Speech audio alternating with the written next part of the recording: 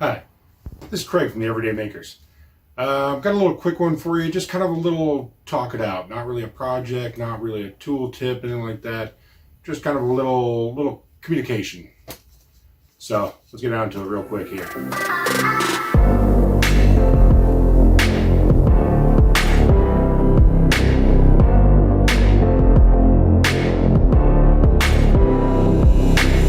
Okay, so real simple, quick little video. Something not a lot of people think about, and they're kind of almost in a weird way phobic about, is the idea of re-going over your work. It's really something that makes total sense. It's something that we all think we make the perfect thing the first time. Really, you get going and you use it in your life, you might find out something could be better. So don't be afraid to revisit your work. It's not a big deal, and it's something you can do to just make your projects that much better, and to learn and to grow and things like that. One thing that I made that tends to be the everybody's project is a silverware organizer for my kitchen drawers. Real simple little project, fun, kind of add a little personal touch to, actually I made the drawers too, but add a little personal touch to those drawers, make them a little something so that above just a box. So as part of that, I had some adjustable slats in it for the various types of silverware. And I just watched a Steve Ramsey video that kind of somewhat inspired me to make a video on this also. Even though I've been meaning to fix this for quite some time, it just kind of got me off my butt to do it. He mentioned the idea that one thing everybody kind of screws up with silver organizers is they want to make everything super adjustable. How often do you get a new type of silverware? You don't.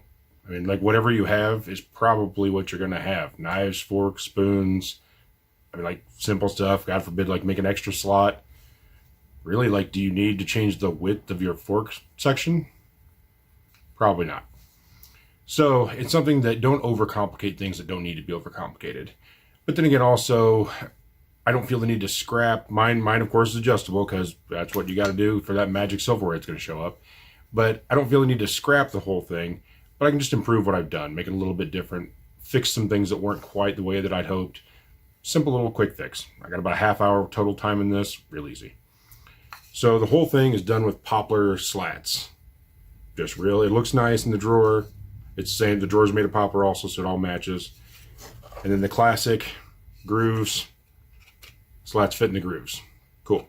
That makes it theoretically adjustable, even though it's not ever going to be adjusted. One thing that has not been cool is, first of all, this particular slat just needs a little fine tuning. No big deal. Got to fine tune so it fits better in the grooves. But this back section that has the slats in, or has the slots in it. There's a front section and a back section, and then the slots go in between that. Okay.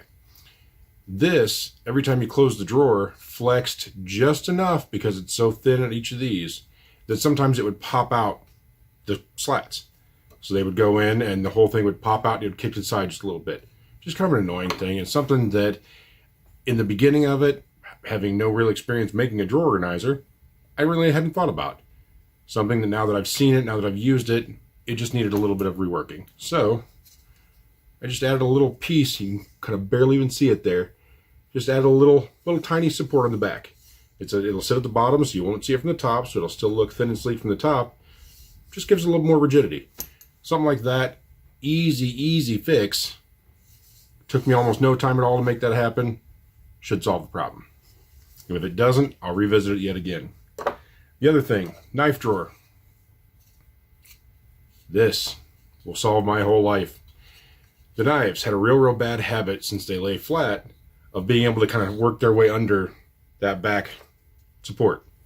Well, the annoying part about that is then you got the knives go in there and they'll start to lift the whole thing up, but it becomes just an issue. Added this. The knives will sit on top of it, keep everything, they'll keep the knives slightly above and keep this board where it needs to go so it doesn't have to pop out either. It's a winner. Once again, little tiny things. I'm not saying the whole project was a failure, because it wasn't. It was something that I had fun making and something I use literally every single day.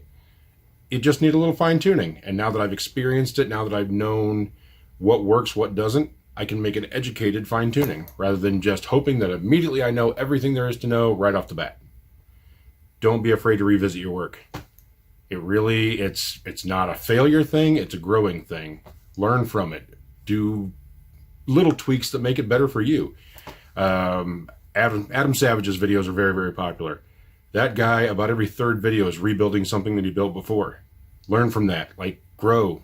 Be better. It just gives you a chance to be that much better the next time. So you're so much more prepared and so much more fine-tuned. Totally the way to go. So, this hasn't been a big teaching thing or a big preaching thing, either way. Just passing along something that I'm doing right now that's helping me grow as a maker, and hopefully it'll help you too.